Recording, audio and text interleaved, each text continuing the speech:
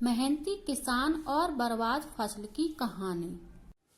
यह कहानी है एक किसान की जिसका नाम था रामू, जो कि बहुत मेहनती था। वह बड़ी मेहनत से खेतों में अनाज उगाता था और उसकी देखभाल करता था, पर अक्सर ही उसकी फसल खराब हो जाती थी। कभी सूखा पड़ जाता तो कभी बाढ़ आ जाती, या कभी तेज धूप और कभी आंधी। कोई न कोई वजह से उसकी फसल खराब हो ही जाती थी। एक दिन रामू पेड़ के नीचे बैठकर अपनी बर्बाद हुई फसल को देख रहा था, और तभी वह गुस्से में आसमान की तरफ देखकर ईश्वर से कहता है कि ईश्वर, आपको सब बहुत महान मानते हैं और सबसे ज्यादा ज्ञानी मानते हैं। कहते हैं कि आप सब जानते हैं, लेकिन मुझे ऐसा लगता है कि आपको कुछ भी नहीं पता। मुझे ये लगता है कि आपको तो ये भी नहीं पता होगा कि फसल कैसे होती है। अगर आप यह जानते होते तो हर समय जो बाढ़, आंधी और तूफान आते हैं वह कभी नहीं आती। आप नहीं जानते कि कितना नुकसान उठाना पड़ता है हम किसानों को।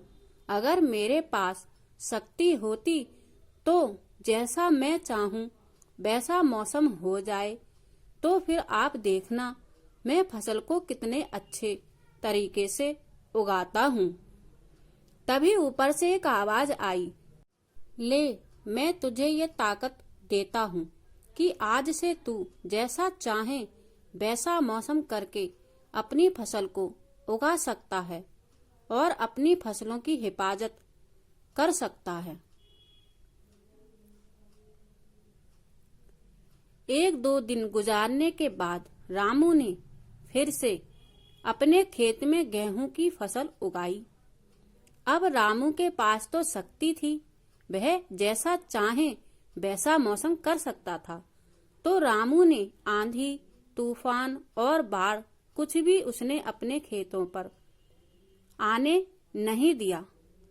रामू ने अपनी फसलों को बर्बाद होने से बचाया, और उस साल उस किसान के खेत में ऐसी फसल हुई जो पहले कभी नहीं हुई थी।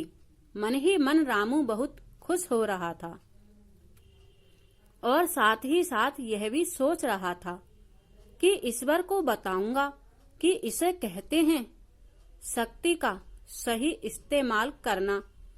कुछ दिन और गुजरने के बाद फसल काटने के लिए तैयार हो गई।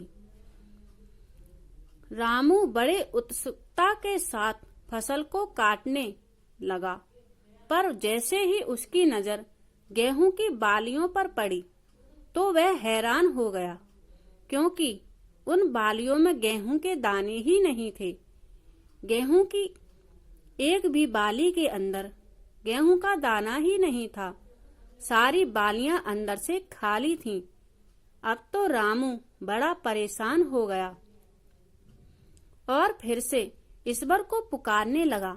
वह जोर जोर से चिल्लाकर यह कह रहा था, ईश्वर, शायद तूने मुझे कोई सजा दी है।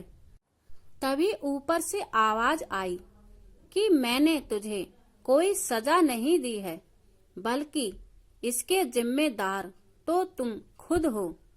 तुमने अपने पौधों को संघर्ष करने का मौका ही नहीं दिया। ना तो तुमने उन्हें आंधियों से जूझने दिया, ना ही तेज बारिश से सहने दिया, और ना ही धूप में तपने दिया।